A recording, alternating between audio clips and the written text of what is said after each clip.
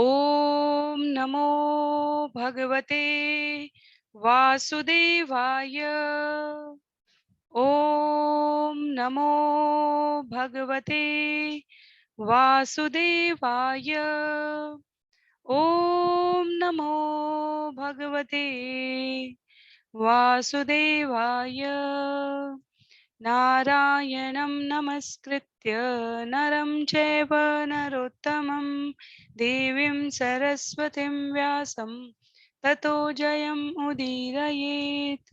शृण्वतां स्वकथा कृष्ण पुण्यश्रवणकीर्तन यद्यन्तस्तो यभद्राणि विदुनोति सुयत्स्यताम्। नष्टप्रायेष्वभद्रेषु नित्यं भागवत सेवया भगवत्युत्तमश्लोके भक्तिर्भवति नैष्ठिकी। ॐ अज्ञानतिमिरान्धस्य ज्ञानाञ्जनशलाकया चक्षुः उन्मीलितं येन तस्मै श्रीगुरुवे नमः। मूकं करोति वाचालं पङ्गुं लङ्घयते गिरिं यत्कृपातमहं वन्दे परमानन्दमाधवम्। वाञ्छाकल्पतरुभ्यश्च कृपा सिन्धुभ्य एव च पतितानां पावनेभ्यो वैष्णवेभ्यो नमो नमः। जय श्री कृष्ण चैतन्य प्रभो नित्यानंद श्री अद्वैत गदाधर श्रीवासादि गौर भक्तवृंद। हरे कृष्ण कृष्ण कृष्ण हरे हरे, हरे राम राम राम हरे हरे। हरे कृष्ण कृष्ण कृष्ण हरे हरे, हरे राम राम राम हरे हरे। हरे कृष्ण कृष्ण कृष्ण हरे हरे, हरे राम राम राम हरे हरे। हरे कृष्णा। आप सभी को दंडवत प्रणाम। श्रीमद् भागवतम महापुराण सत्रों की श्रृंखला में सभी भक्तवृंद का स्वागत है। हम सभी यहाँ पर अंतर्राष्ट्रीय कृष्ण भावनामृत संघ के संस्थापक आचार्य कृष्ण कृपा मूर्ति श्री श्रीमद् एसी भक्ति वेदांता स्वामी श्रील प्रभुपाद के द्वारा लिखित सुंदर तात्पर्यों के माध्यम से श्रीमद् भागवतम महापुराण, जिसे अमल पुराण कहा गया है, पंचम वेद कहा गया है, वेद से भी ऊपर महाभारत से निकले जो दो ग्रंथ है श्रीमद् भगवद गीता और श्रीमद् भागवतम, महर्षि वेद व्यास जी द्वारा रचित इन 18,000 श्लोकों के माध्यम से हम भगवान और भक्त के संबंध को यहाँ पर बड़ी ही गंभीरता से विस्तार पूर्वक समझने का प्रयास कर रहे हैं। तो स्कंद 3 अध्याय 30 के आज दूसरे भाग में, जहां से हम लोग श्लोक संख्या 7 से इस विषय को आरंभ करेंगे। आप सभी से अनुरोध है, जिनके पास पुस्तक है वो पुस्तक का प्रयोग करेंगे। एक एक श्लोक का वाचन और अनुवाद पढ़ते हुए हम लोग श्रील प्रभुपाद के द्वारा लिखित तात्पर्यों से जो सारग्राही तात्पर्य हैं उनसे इस विषय को समझेंगे। बहुत ही संक्षिप्त पुनरावृत्ति के लिए अध्याय 30 भगवान कपिल द्वारा विपरीत कर्मों का वर्णन। इसमें 34 श्लोक है। श्लोक संख्या 1 से लेकर 18 तक भौतिकतावादी की जीवन और मृत्यु, इसके बारे में यहाँ पर विस्तार से समझाया गया। कल हमने जो प्रथम 6 श्लोक श्रवण किए थे उसकी भी हम पुनरावृत्ति करेंगे। और श्लोक संख्या 19 से लेकर 34 तक मृत्यु के पश्चात का अनुभव, जीव की क्या गति होती है जो भौतिकतावादी जीवन जीते रहते हैं। पहले भौतिकतावादी जीवन जीने वाले व्यक्ति का आचार व्यवहार कैसा होता है और उसकी मृत्यु के समय कैसा रहता है, ये श्लोक संख्या 1 से 18 में बताया गया। और तत्पश्चात श्लोक संख्या 19 से लेकर 34 तक ऐसे जीवों की मृत्यु के बाद क्या गति होती है उसका वर्णन किया गया है। श्लोकों की संख्या की बात करें तो अध्याय 30 के 34 श्लोकों के पश्चात स्कंद 3 के श्लोक 1288 हो जाएंगे। और इस प्रकार तीनों स्कंधों के श्लोकों की संख्या मिलाकर 2489, 2489 आउट ऑफ 18,000, 18,000 श्लोकों में से हम लोग 2489 श्लोकों का श्रवण और पठन यहाँ पर समाप्त कर चुके रहेंगे। तो आरंभ करते हैं।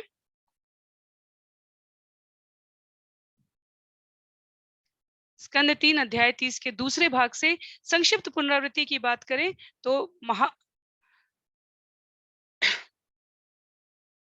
भगवान कपिल माता देवहूति के द्वारा पूछे गए प्रश्न के उत्तर में जीव के स्तर समय के स्वभाव को बताने के पश्चात यहाँ इस अध्याय में वर्णन कर रहे हैं, यदि जीव भगवान द्वारा अनुमोदित कर्मों के अनुसार जीवन यापन नहीं करता तो उसकी गति कैसी होती है। विपरीत कर्म क्या है? विपरीत कर्म का अर्थ हुआ जो शास्त्र अनुमोदित नहीं है, जो भगवान द्वारा मानव जीवन की संहिता में जो आचार्यों द्वारा अनुपालन नहीं किया गया है, जिसका शास्त्रों द्वारा निर्देश नहीं दिया गया है। तो ऐसा भौतिकतावादी व्यक्ति जो सिर्फ इंद्रिय आसक्त हुआ रहता है, उसकी पुनरावृत्ति में हमने श्रवण किया था कि जैसे बादलों के समूह को लगता है कि वो बहुत शक्तिशाली हैं, पर वायु उनसे जो सूक्ष्म रूप में है वो उनसे अधिक प्रभावशाली होती है, और उसकी शक्ति के प्रभाव से जिस प्रकार बादलों का समूह जिधर चाहे उधर उसे गतिमान होना पड़ेगा, जिधर वायु चाहेगी उधर उसे गतिमान होना पड़ेगा, वैसे ही भौतिकतावादी व्यक्ति यदि इंद्रियों के प्रभाव से इधर उधर यत्र तत्र सर्वत्र भोग करना चाहेगा, तो जो काल के अनुसार नियम स्थापित किया गया उसके अनुसार उसे योनि दर योनि 84 लाख की इस योनियों में चक्कर लगाते रहना पड़ेगा। उसके पश्चात काल को, क्योंकि भगवान ने स्वयं भगवत गीता में उसे परम पुरुष स्वयं की अभिव्यक्ति कहा है, तो इसलिए कहा गया है कि जो काल के इस महत्व को नहीं समझता है वो अपने आसपास के भौतिक आकर्षणों में इतना फंसा रहता है, क्षणिक आकर्षण को स्थायी समझ लेता है और इस प्रकार इस अमूल्य जीवन का समय बर्बाद कर देता है। तत्पश्चात जिनको इस बात की शंका हो कि मनुष्य जीवन श्रेष्ठ है और पशु जीवन निम्न है, तो यदि हमें मनुष्य जीवन मिला है तो हम इंद्रिय भोग क्यों ना करें, उनके लिए भगवान कपिल ये कहते हैं कि जो जीव जब जब जिस जिस योनि में होता है उसे उस योनि में दिए गए सुख माया के प्रभाव से जो उद्भूत किए गए हैं वही सुख उसे वास्तविक लगते हैं। और उदाहरण दिया है कि जिस प्रकार सुअर को विष्ठा उतनी ही स्वादिष्ट लगती है जितनी मनुष्य को किसी अपने अपने योनि के अनुसार किसी प्रकार की मिठाई। ये बहुत ही घृणित तुलना लगती है हमें, लेकिन वास्तव में जीव विभिन्न योनियों में किस प्रकार की इंद्रिय आसक्ति की फांस में बंधा हुआ है और ये कितनी प्रबल है, आवरणात्मिका कहा गया इसे। ये भगवान से जीव के संबंध की शाश्वत अवधारणा को इतनी प्रभावशाली तरीके से ढक के रखती है कि इसका किसी भी प्रकार से, किसी भी अन्य प्रकार से त्याग संभव नहीं है जब तक कि जीव अपने इस संबंध को भगवान के साथ श्रवण करके, सत्संग करके, जान के अपने आप को इससे विलग करने के लिए स्वयमेव प्रयास नहीं करेगा। इसीलिए दो शब्द कहे गए हैं, विश्वास और प्रयास। भगवान के शब्दों पर, शास्त्रों के निर्देश पर, गुरु के आदेश पर विश्वास करके और स्वयं का जब हम प्रयास करते हैं तब हम अपने आप को इस माया के जीवन से निकाल सकते हैं। तो अब आरंभ करते हैं आज के सत्र के लिए श्लोक संख्या 7 से। स्कंद 3 अध्याय 30 श्लोक संख्या 7।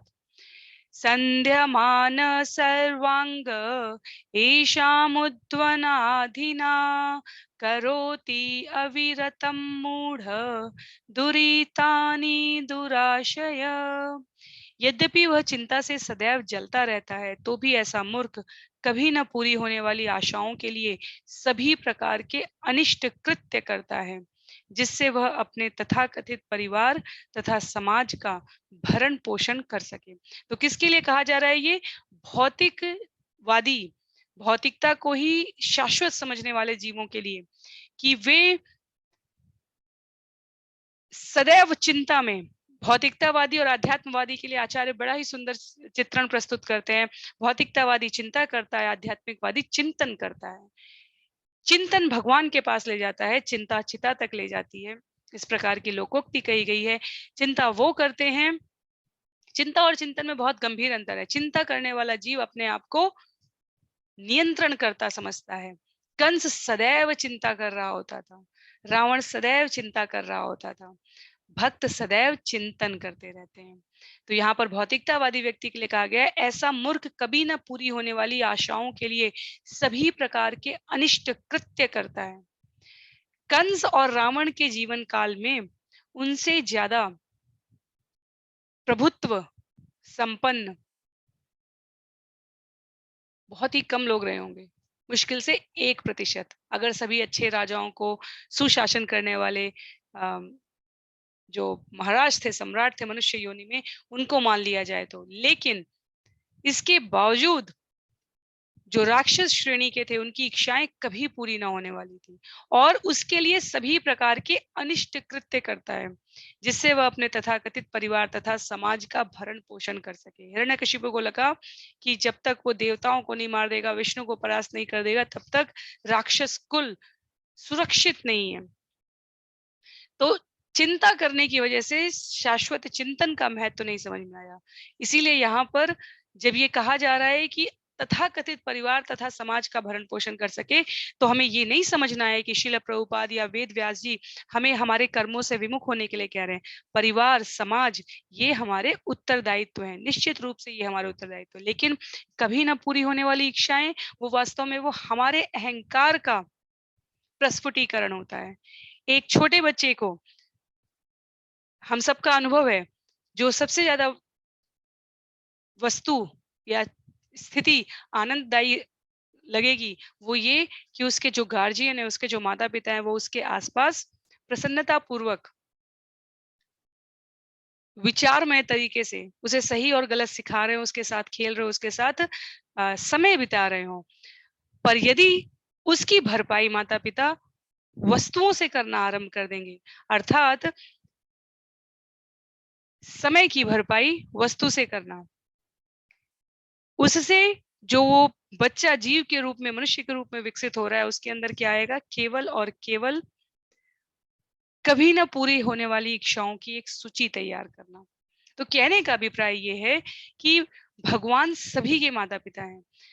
हम माता पिता के रूप में ये उत्तरदायित्व लेने के अधिकारी तब होते हैं जब हम आने वाले जीव का भगवान के साथ संबंध स्थापित कर सके। पर यदि हम स्वयं कभी न पूरी होने वाली आशाओं और इच्छाओं के प्रति आकृष्ट होकर अनियमित तरीके से जीवन यापन कर रहे होंगे, तो आने वाले जीव को, और यदि हम आधिकारिक स्थिति में हैं, तो समाज को हम किसी भी प्रकार की सही दिशा की ओर, शाश्वत दिशा की ओर प्रेरित नहीं कर सकते।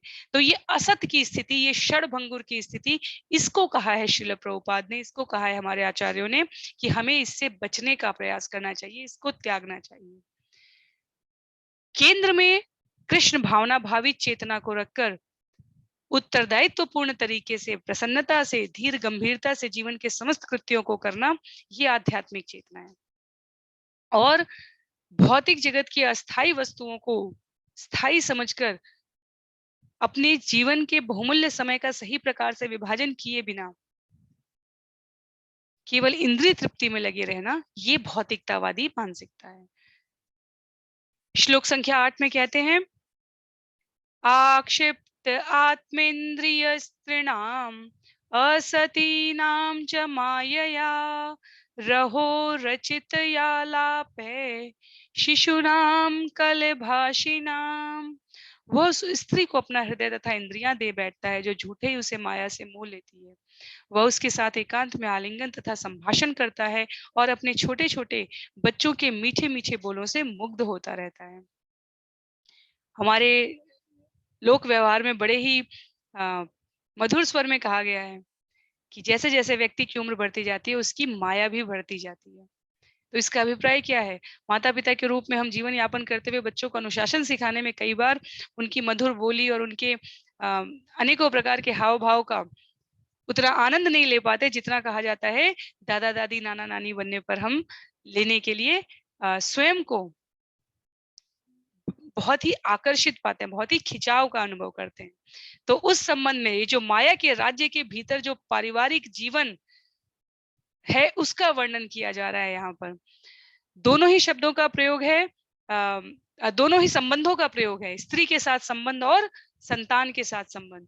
तो स्त्री के लिए श्रील प्रभुपाद ने यहाँ स्पष्ट रूप से कहा है, स्त्रीणाम असती नाम, अर्थात ऐसी स्त्रियां जो, क्योंकि स्त्री, पुरुष और स्त्री जो दो शरीर ब्रह्मा जी ने स्वयं अपनी काया से निर्मित किया है, जो मनु और शत्रुपा कहे गए हैं, तो दोनों के अंदर कुछ नैसर्गिक गुण दिए हैं। तो स्त्रीणाम असतीनाम कहा गया है। ऐसी स्त्रियां जो अपने नैसर्गिक गुणों के द्वारा पुरुष को उसके धर्म से च्युत करना चाहे, अर्थात अपने आकर्षण में ही केवल रखना चाहे और धार्मिक कृत्य की ओर प्रेरित ना करें, उनके लिए यहाँ पर संबंध है। तो पुनः जब तक हम शास्त्रों से के जो अधिकृत वक्ता हैं गुरु शिष्य परंपरा में, उनसे इस विषय को नहीं सुनेंगे तो हमें लगेगा कि यहाँ पर स्त्रियों के लिए अशोभनीय शब्द प्रयोग किया गया है। स्त्रीणाम असतीनाम, इंद्रिय तृप्ति के लिए केवल यदि स्त्री और पुरुष का संबंध है तो उसे कहा गया है यहाँ पर कि वह भौतिकतावाद से प्रेरित है। अन्यथा हम जिनका श्रवण कर रहे हैं वो स्वयं कर्दम मुनि और माता देवहूति हैं, मनु और शत्रुपा हैं, स्वयं भगवान शिव माता पार्वती हैं। तो कहने का अभिप्राय यहाँ पर यह है कि गृहस्थ जीवन में स्त्री और पुरुष के प्रेम को, स्नेह को किसी भी प्रकार से अशोभनीय नहीं कहा गया, परंतु यह केवल और केवल गृह मेधी के स्तर पर नहीं होना चाहिए। स्कंद 2 में हमने इस शब्द को सुना था, गृह मेधी के स्तर पर नहीं होना चाहिए। पत्नी, बच्चे, पति, परिवार, इन सबके संग वास्तविक जीवन लक्ष्य कृष्ण भक्ति करना होता है। कितने जन्मों में कौन किसका क्या संबंधी रहा है ये हम में से किसी को ज्ञात नहीं। कई बार लोग कहते हैं यदि हमें पिछले जन्म की स्मृति रहे तो शायद हम ज्यादा भगवत भक्ति की ओर प्रेरित हों। और आचार्य विद्वत जन इसका उत्तर देते हुए कहते हैं कि यदि किसी ने हमारे साथ इस जन्म में बुरा किया होता है, उसको भी भूल पाना, उसको भी क्षमा कर पाना, उस कटु स्मृति से भी बाहर आ पाना हमारे लिए कितना मुश्किल होता है। हम अपने आप को केंद्रित नहीं कर पाते आगे के जीवन के लिए। तो विचार करके देखिए कि जितने भी संबंधी हमारे पास हैं, परिवारी जन, निकट रिश्तेदार, ये सब हमारे पिछले जन्मों के कर्मों के प्रारब्ध के अनुसार हमारे आसपास हैं। और यदि हमें ये स्मरण रहे सबके कृतत्व, इस जन्म के संबंध ही मधुर रह जाएं, ये अपने आप में बहुत कठिन कार्य है, दुस्साध्य है। और यदि पिछले जन्मों की स्मृति बनी रहेगी तो ये जीवन संचालित करना, स्वयं को संयमित रखना व्यवहारिक रूप से अत्यधिक कठिन है। तो ये प्रश्न बहुत बौद्धिकतावादी लगता है जब हम कहते हैं कि भगवान ने पिछले जन्मों की स्मृति क्यों नहीं दी। पर जब हम उत्तर पर विचार करें तो हम अभी किसी ने बचपन में, किसी ने 20 साल पहले हमारे साथ कुछ किया होता है, यदि उसकी भी कटु स्मृति होती है और स्मरण आ जाए तो मन खट्टा हो जाता है। विचार करके देखिए, जन्म जन्मांतर की स्मृति यदि हम लेकर चलेंगे तो भगवत प्राप्ति और ये जीवन केंद्रित करना कितना मुश्किल हो जाएगा। तो यहाँ पर जो विषय है वो ये कहा गया है कि स्त्री परिवार संबंधी ये हमें हमारे प्रारब्धों से मिले हैं। जीव को चाहे वो स्त्री शरीर में हो चाहे पुरुष शरीर में हो, गृह मेधी बनने का प्रयास नहीं करना चाहिए। अर्थात आकर्षण का केंद्र बिंदु ये अस्थायी घर नहीं होना चाहिए। आकर्षण का केंद्र बिंदु भगवान श्री कृष्ण होने चाहिए, उनकी भक्ति होनी चाहिए और समस्त संबंधियों और प्राणियों के साथ हमारे जीवन की गति और दिशा ऐसी होनी चाहिए कि हम परस्पर एक दूसरे को कृष्ण भावनामृत में प्रेरित कर सकें। तो श्रील प्रभुपाद यहाँ पर भगवान कपिल द्वारा कहे गए श्लोकों का वर्णन कर रहे हैं तात्पर्यों में, जो केवल भौतिकतावादी व्यक्ति का जीवन और उसको कैसी मृत्यु प्राप्त होती है, श्लोक संख्या 1 से लेकर 18 तक वो बता रहा है। पर तात्पर्यों में श्रील प्रभुपाद साथ साथ हमारे लिए व्यवहार जनक बिंदु क्या है उसका परिचय देते जा रहे हैं। ये क्यों आवश्यक है? ये इसलिए आवश्यक है, सदा की तरह यदि कोई एक श्लोक भी सुन रहा हो, एक पंक्ति भी सुन रहा हो, तो उसमें उसके लिए जो आवश्यक ग्राह्य करने योग्य व्यवहारिक ज्ञान हो वो उसे प्राप्त हो सके। श्लोक संख्या 9 में गृहेषु कूट धर्मेषु दुःख तंत्रेष्वतंत्रित कुर्वन् दुःख प्रतीकारं सुखवन्मन्यते गृही। गृहेषु कूट धर्मेषु दुःख तंत्रेष्वतंत्रित कुर्वन् दुःख प्रतीकारं सुखवन्मन्यते गृही। आसक्त गृहस्थ कूटनीति तथा राजनीति से पूर्ण अपने पारिवारिक जीवन में रहा आता है। वह सदैव दुखों का विस्तार करता हुआ और इंद्रिय तृप्ति के कार्यों से नियंत्रित होकर अपने सारे दुखों के फल को झेलने के लिए कर्म करता है। यदि वह इन दुखों को सफलतापूर्वक झेल लेता है तो वह अपने को सुखी मानता है। परिश्रम का फल सदैव मीठा होता है, पर परिश्रम किस लिए किया जा रहा है? यदि हम अपने हाथों से दीवार को हिलाने का परिश्रम कर रहे हैं तो हम मूर्ख कहे जाएंगे। भगवत गीता में भगवान स्पष्ट रूप से, प्रामाणिक रूप से कहते हैं कि ये संसार कष्टों से पूर्ण नश्वर स्थान है, अशाश्वतम दुखालयम है। और व्यक्तिगत, पारिवारिक, सामाजिक या राष्ट्रीय सुख का प्रश्न ही नहीं उठता। 1940 के दशक की बात की जाए, तब भी हम विश्व शांति की बात कर रहे थे, 50 में भी विश्व शांति की बात कर रहे थे, 70 में भी विश्व शांति की बात कर रहे थे, और 70 साल बाद भी आज 2022 में भी हम विश्व शांति की बात कर रहे हैं। क्या विश्व शांति स्थापित हो गई है? हम आज से 100, 200, 400, 600, 800, 1000 साल पहले भी भुखमरी की बात कर रहे थे। इतने प्रतिशत जनता, इतने प्रतिशत विश्व के लोग भूखे हैं, भुखमरी के शिकार हैं, इतने प्रतिशत लोग अन्न का दुरुपयोग कर देते हैं। आज 2022 के आंकड़े भी कहते हैं कि जितने प्रतिशत लोग कुपोषण के शिकार हैं, उतने ही प्रतिशत लोग मोटापे के शिकार हैं। तो ये जो असमानता है, ये हमारे लौकिक प्रयासों से कभी पूरी नहीं हो सकती। यदि हम अपने जीवन में आध्यात्मिकता को केंद्र बिंदु में नहीं लाते हैं, तो भौतिक संसाधनों से कभी भी हमें संतुष्टि नहीं प्राप्त हो सकती। ये अटल सत्य है। कई बार लोग कहते हैं मंदिर नहीं, अस्पताल चाहिए, स्कूल चाहिए। स्कूलों से किसी को कोई दुश्मनी नहीं है, किसी विद्वत जन को, आध्यात्म के अभ्यास करने वाले को। स्कूल अच्छे होने चाहिए, पर स्कूल शिक्षा कौन सी दे रहे हैं ये जानना आवश्यक है। स्कूल यदि पेट भरने की शिक्षा दे रहे हैं, तो आचार्य कहते हैं कि वो तो जानवर भी कर लेते हैं। अस्पताल ज्यादा संख्या में, यदि हम अस्पताल की बात करते हैं, तो इसका सीधा सा उत्तर यह है कि हम भोगों के लिए इतने प्रेरित हैं कि हम अपने जीवन को स्वस्थ रखने में उतनी अभिरुचि नहीं रखते जितनी कि हम बीमार होने में रखते हैं। जब हम जड़ को पोषण देते हैं तो पूरा वृक्ष लहलहाता है। जब हम अपने जीवन के विचारों को पोषण देते हैं, उन्हें सात्विकता की पंखा झलना जिसे कहते हैं, जब हम उन्हें सात्विकता की हवा देते हैं, जब हम अपने आसपास के वातावरण में मानवोचित मूल्यों के बारे में विचार विमर्श करते हैं, तब हमारे जीवन में उस प्रकार के कृतित्व दिखते हैं, ना कि हॉस्पिटल और स्कूल बनाने से। और मंदिर वो केंद्र है जहां पर भगवान के श्री विग्रह, भगवान की कथा, भगवान के गुण, भगवान की लीला का वर्णन जीव को उसके वास्तविक अस्तित्व का अनुभव कराता है। इसलिए किसी भी देश काल परिस्थिति में अस्पताल और स्कूलों की संख्या यदि कुछ हद तक अपर्याप्त भी हो, पर मंदिरों की संख्या प्रचुरता में रही है, तो उस देश काल परिस्थिति में सभ्यता और समाज निश्चित रूप से विकसित रहे हैं, निश्चित रूप से मानसिक रूप से ज्यादा स्वस्थ रहे हैं। कहीं से भी कोई भी आंकड़े निकालकर हम इसको प्रमाणित कर सकते हैं। तो यहाँ कहा जा रहा है कि जीव दुख को सफलतापूर्वक झेलकर सोचता है कि हम सुखी हो गए हैं।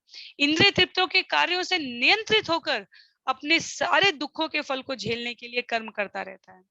तो मानवतावादी स्तर पर बात की जाए, अंतर्राष्ट्रीय स्तर पर बात की जाए, हम सबको इस बात का अनुभव है। अपने जितने भी हमारे जीवन के वर्ष पूरे हो चुके हैं, हमने सबने अनुभव किया है कि जो वैश्विक स्तर के नारे, स्लोगन 20, 30, 40, 50, 70, 80 साल पहले दिए जा रहे थे, वो आज भी दिए जा रहे हैं। वो शताब्दियों पहले भी दिए गए हैं और वो शताब्दियों बाद भी दिए जाते रहेंगे। क्यों? क्योंकि अंतिम पंक्ति लिखी है श्रील प्रभुपाद ने, इस संसार में सुखी बनने के हमारे सारे प्रयास माया द्वारा प्रदत्त शल मात्र हैं। सभी प्रकार के सुखों के मध्य बैठा हुआ व्यक्ति जीवन का त्याग करेगा, उसे मृत्यु का कष्ट मिलेगा, बुढ़ापे का कष्ट मिलेगा, उसे रोगों का कष्ट मिलेगा। एक शिशु भी जो हमें बहुत ही मासूम लग रहा होता है, वो भी अनेकों प्रकार के कष्ट ही झेल रहा होता है। अपने आप को अभिव्यक्त न कर पाना, भूखा है तो भी रोएगा, किसी प्रकार की व्याधि है तो भी रोएगा। जब वो हंस भी रहा होता है तो वो उससे ज्यादा हमारे लिए प्रसन्नता का विषय हो जाता है।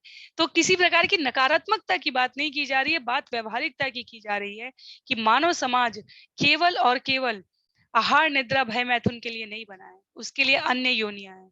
मानव जन्म को अत्यंत दुर्लभ कहा गया है और इंद्रिय को नियंत्रित करके व्यवहार करना सिर्फ इसी योनि में संभव है। तो हमें उच्च से उच्चतर बनने के प्रयास के लिए, जैसे भौतिक जगत में किसी लक्ष्य को प्राप्त करने के लिए कहा जाता है दृढ़ संकल्प, अथाह मेहनत, फोकस, आत्म केंद्रित होना, उसी प्रकार ये भौतिक जगत की सफलता के मायने हैं, और आध्यात्मिक जगत के लिए ये सारी इंद्रियां हमें कृष्ण भावनामृत चेतना पर अपनी संलग्न करने से, केंद्रित करने से शाश्वत फल प्राप्त होता है, न कि अस्थायी फल।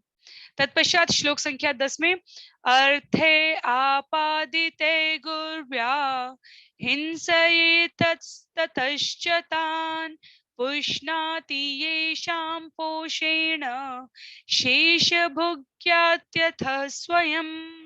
वह इधर उधर हिंसा करके धन प्राप्त करता है, और यद्यपि वह इसे अपने परिवार के भरण पोषण में लगाता है, किंतु स्वयं इस प्रकार से खरीदे भोजन का अल्पांश ही ग्रहण करता है। इस तरह वह उन लोगों के लिए नरक जाता है जिनके लिए उसने अवैध ढंग से धन कमाया था। शास्त्र स्पष्ट कहते हैं, पति के सभी सुकर्मों में पत्नी का 50% है, और पति के सभी कुकर्मों में पत्नी 0% शेयर करती है। तो कहने का अभिप्राय यह है, बच्चों को जब तक बच्चे शिशु शैशव अवस्था में होते हैं, तब तक वो माता पिता के कर्म का परिणाम भोगते हैं। क्योंकि बच्चा यदि परेशान है, अस्वस्थ है, किसी भी प्रकार की व्याधि है, तो वो बच्चे की नहीं, वास्तव में माता पिता के लिए समस्या होती है। जब बच्चा व्यस्क हो जाता है, तो वो अपने भाग्य, अपने कर्मों से संचालित होने लगता है, अपने प्रारब्ध से संचालित होने लगता है। तो शास्त्रों ने इसकी निश्चित अवस्था बताई है। पर सभी परिस्थिति में ये स्मरण रखना आवश्यक है कि हमारे कर्म का परिणाम हम ही भोगेंगे, कोई अन्य नहीं भोगने आ रहा है। तो सुकर्मों में शास्त्रों ने पत्नी को, अर्धांगिनी को आधा भाग दिया है। यहाँ तक कि ये भी कहा गया है कि जो माताएं, जो स्त्रियां 16 माला जाप नहीं कर पाती हैं, यदि उनके प्रभु, उनके पति उनके लिए जाप करते हैं, तो उसका कोटा भी स्त्री को, पत्नी को प्राप्त होता है। पर ये वाइस वर्सा नहीं है। पतिव्रता स्त्री के सौभाग्य से पति फलता फूलता है, पर ये जो शब्द, ये जो लोकोक्तियां कही गई हैं, ये भौतिक समृद्धि के लिए, भौतिक संपन्नता के लिए कही गई है। आध्यात्मिक संपन्नता के लिए हमें अपना कोटा, हमें अपना समय, हमें अपना परिणाम जैसे हम इच्छा करते हैं, उसके लिए स्वयं प्रयास करने के लिए तत्पर रहना चाहिए। इसलिए यहाँ पर कहा कपिल भगवान ने कि इतनी हिंसा करके, इधर उधर का धन प्राप्त करके उससे खरीदे गए भोजन का अल्पांश ही ग्रहण करता है। 200 ग्राम अन्य पदार्थों की बात नहीं की जा रही है, पर मोटा मोटा आचार्य कहते हैं कि एक दिन की मनुष्य की, औसत मनुष्य की खुराक 200 ग्राम आटा, ज्यादा से ज्यादा एक मीटिंग या दो, अब तो लोग दोनों समय का भोजन भी मिला लें तो 200 ग्राम 250 ग्राम आटे से ज्यादा। आटे का अर्थ है कि कुछ और भी, चावल भी हो सकता है, दाल भी हो सकता है। अभिप्राय ये कहने का है, जितना हम वास्तव में श्रम कर रहे हैं, उसका जो वास्तविक अंश है आवश्यक रूप में, वो बहुत कम होता है। उसका अधिकतम अंश हम यदि अपनी चेतना को कृष्ण भावनामृत नहीं रखते हैं, तो सिर्फ इधर और इधर, कहीं किसी को दिखावे के लिए, कहीं स्वयं को संतुष्ट करने के लिए, जो कभी नहीं होता है, जीव व्यय हो जाता है। तो वो समय भी जा रहा है, वो ऊर्जा भी जा रही है, वो धन भी जा रहा है, पर जीवन का महत्व यदि नहीं समझा है, तो पुनः इन सबको वापस पाना असंभव है। श्रील प्रभुपाद इस श्लोक के तात्पर्य की अंतिम पंक्तियों में लिखते हैं, बुद्धिमान मनुष्य को कृष्ण भावनामृत के बिंदु तक पहुंचकर भगवान की सेवा में लग जाना चाहिए, और अपना सारा जीवन, सारा धन, सारी बुद्धि तथा सारी बोलने की शक्ति उसी में लगा देनी चाहिए। तो परिणाम कैसा लगेगा, ये स्वयं के अनुभव की बात है। हमें जीवन में स्पष्ट अंतर दिखेगा, पर पहले हमें प्रयास करना पड़ेगा। इस जगत का भी तो यही नियम है, पहले प्रयास करते हैं, तब हमें परिणाम प्राप्त होता है। श्लोक संख्या 11 में भगवान कपिल माता देवहूति से कहते हैं, वार्तायाम लुप्त मानायाम आरब्धायाम पुनः पुनः लोभाभिभूतो निसत्व परार्थे कुरुते स्पृहाम। जब उसे अपनी जीविका में प्रतिकूल फल मिलते हैं, तो वह बारंबार अपने को सुधारने का प्रयत्न करता है, किंतु जब उसके सारे प्रयास असफल रहते हैं और वह विनष्ट हो जाता है, तो अत्यंत लोभवश वह अन्यों का धन स्वीकार करता है। तो ये कतिपय स्थितियों में जीव किस प्रकार व्यवहार कर सकता है, वो मनोवैज्ञानिक स्थिति प्रस्तुत की गई है। बार बार यदि यदि कोई ईमानदार ऑफिसर, ईमानदार तरीके से जीविकोपार्जन करने वाला व्यक्ति देखे कि एक निश्चित समय, ऊर्जा और मानवीय मूल्यों के साथ जीवन यापन करने पर एक सीमित आय ही मिल रही है, जबकि वहीं दूसरा व्यक्ति मानवीय मूल्यों के साथ कॉम्प्रोमाइज करके, मानवीय मूल्यों के साथ छल करके धन अर्जित कर रहा है और इस क्रम में वो आगे आगे और आगे बढ़ता जा रहा है। उसको समस्त प्रकार की अनुकूलता मिलती जा रही है और जो ईमानदार व्यक्ति है उसे समस्त प्रकार की प्रतिकूलता मिलती जा रही है। तो माया के प्रभाव में बहुत हद तक संभव है कि ईमानदार व्यक्ति के जीवन में किसी प्रकार की कठिनाई आते ही वो स्वयं को अत्यंत निरीह समझने लगेगा और लोभवश, परिस्थितिवश वो अपने आप को उस दूसरे छल करने वाले व्यक्ति के जीवन में उस सांचे में उतारने के लिए उद्यत भी हो सकता है और इस प्रकार वो अपने प्रतिकूलता को अनुकूलता में बदलने का प्रयास करेगा, पर इस क्रम में वो ये भूल जाएगा कि ये सब कुछ इस गृह मेधी जीवन के लिए ही हो रहा है। तो इसे बहुत ही इसकी इसकी संस्तुति नहीं की है आचार्यों ने। श्लोक संख्या 12 में कहा गया है, कुटुंब भरणा कल्पो मंद भाग्यो वृथोद्यमा श्रिया विहीन कृपणो ध्यायंक्षसिति मूढ़धि।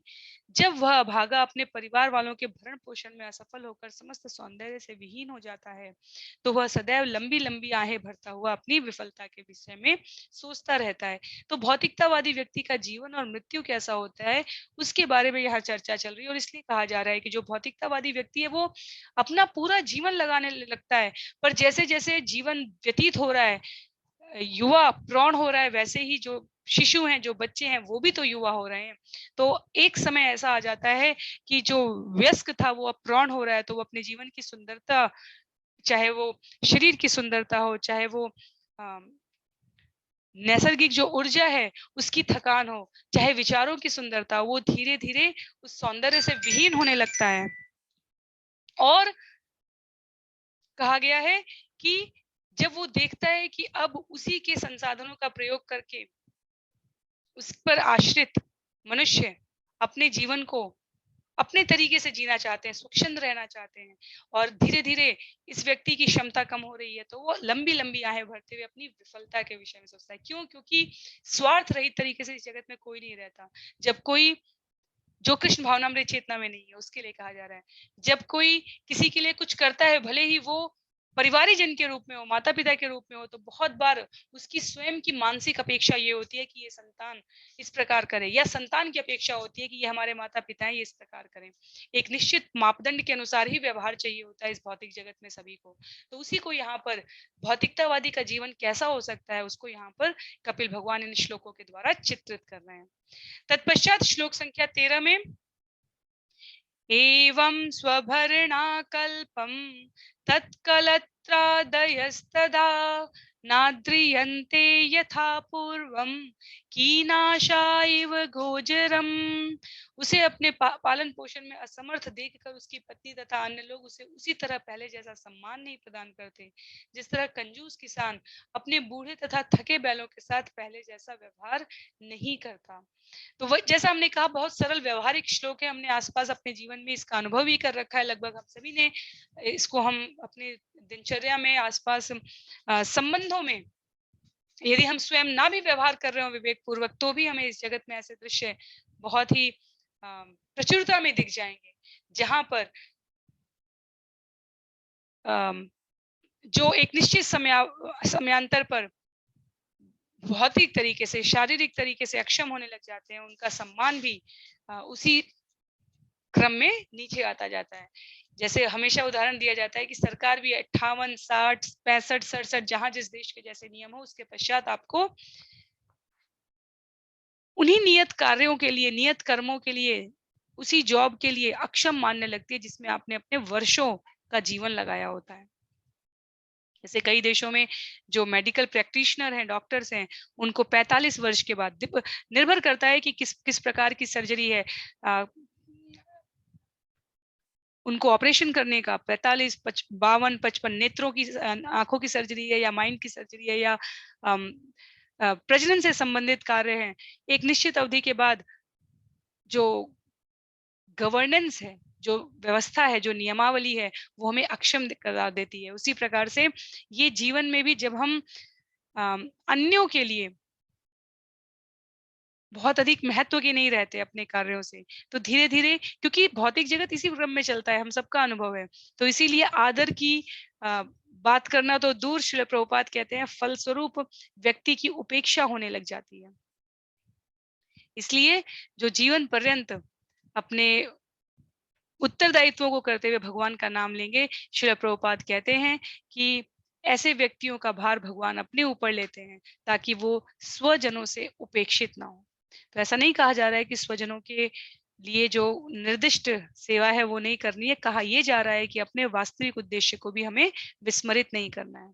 श्लोक संख्या 14 में तत्राप्यजात निर्वेदो भ्रियमाण स्वयं भृते जरयो पातवैरूप्यो मरणाभिमुखो गृहे। मूर्ख पारिवारिक व्यक्ति गृहस्थ जीवन से, हरे कृष्णा, मूर्ख पारिवारिक व्यक्ति गृहस्थ जीवन से परांगमुख नहीं होता। यद्यपि अब उसका पालन उन लोगों के द्वारा किया जा रहा है जिन्हें पहले उसने पाला था। वृद्धावस्था के कारण उसका रूप विकृत हो जाता है और वह मृत्यु की तैयारी करने लगता है। तो अब जीवन की विधि बता दी गई है। अब यहाँ क्योंकि श्लोक संख्या 1 से लेकर 18 तक का विषय है, तो अब ये बताया जा रहा है कि ऐसा व्यक्ति अब क्या कर रहा है। परिवार के सदस्यों के द्वारा उपेक्षित होने पर प्रत्यक्ष रूप से उपेक्षा ना हो रही हो तो अप्रत्यक्ष रूप से होनी आरंभ हो जाती है। पर वो जो व्यक्ति है जिसने अपना पूरा जीवन व्यतीत किया है वो परिवार के प्रति प्रेम को नहीं छोड़ पाता है। और वैदिक जीवन में तो बताया गया है कि बच्चे जब बाल बच्चेदार हो जाए तो व्यक्ति को पारिवारिक जीवन का परित्याग करना चाहिए, अर्थात उसे तीर्थ स्थान आते जाते भ्रमण करते रहना चाहिए। पर यदि वैदिक शास्त्रों के अनुसार 50 वर्ष की आयु बताई गई है, पर यदि ये संभव नहीं है तो भी ये कहा गया कि अपने आप को पारिवारिक उत्तरदायित्व से स्वतः स्वेच्छा पूर्वक धीरे धीरे निवृत्त कर लेना चाहिए। क्यों? क्योंकि मृत्यु की तैयारी करनी है। तो आगे के श्लोकों में उसके बारे में बताया जाएगा। श्लोक संख्या 15 में कहा गया है ये भौतिकतावादी जीव की है गति, लेकिन बार बार श्रील प्रभुपाद क्या करनी है ये बताने का प्रयास कर रहे हैं। आस्ते अवमत्य उपन्यस्तम गृहपाल इवाहरन आमयव्य प्रदीप्ताग्नि अल्पाहारोल्पचेष्टित। वह घर पर पालतू कुत्ते की भांति रह रहा होता है और उपेक्षा भाव से उसे जो भी दिया जाता है उसे खाता है। अजीर्ण तथा मंदाग्नि जैसी अनेक प्रकार की व्याधियों से ग्रस्त होकर वह केवल कुछ कौर भोजन करता है और अशक्त होने के कारण कोई भी काम नहीं कर पाता है। तो क्रमशः जीवन जब क्षय होने लगता है, हम सबको भगवत गीता से वो गति पता है कि 6 प्रकार के शरीर का रूपांतर, इस शरीर का ही रूपांतरण होता रहता है। अब हम वापस से, मैं अपने शरीर में वापस से अपनी बाल्यावस्था में नहीं जा सकती। तो उसी प्रकार से एक निश्चित अवधि के बाद जीवन में कोई युवावस्था में नहीं जा सकता, प्रौढ़ावस्था में नहीं जा सकता, और शरीर का दिन पर दिन ह्रास हो रहा है, ये जीवन की वास्तविकता है। तो अजीर्णता, मंदाग्नि, अनेकों प्रकार की व्याधियां आ जाती हैं और अशक्त होने के कारण जीव धीरे धीरे कोई कार्य नहीं कर पा रहा है। पर उसे क्या करना चाहिए, क्या नहीं करना चाहिए, यदि उसका विचार उसने अपने जीवन के प्रफुल्लित अवस्था में, जब पुष्प कुसुमित है, जब ऊर्जा है, धन है, समय का सदुपयोग करना है, उस समय नहीं किया है, तो अब जीवन धीरे धीरे तिल तिल करके नष्ट हो रहा है। तो ये भौतिकतावादी के जीवन का वर्णन है। अगले सत्र में हम लोग श्लोक संख्या 16 से इस विषय को आगे समझने का प्रयास करेंगे। आज के लिए सत्र को यहीं पर समाप्त करते हैं। श्रील प्रभुपाद की जय, श्रील गुरुदेव की जय, अनंत कोटि वैष्णव वृंद की जय, श्रीमद् भागवतम महापुराण की जय। हरे कृष्णा।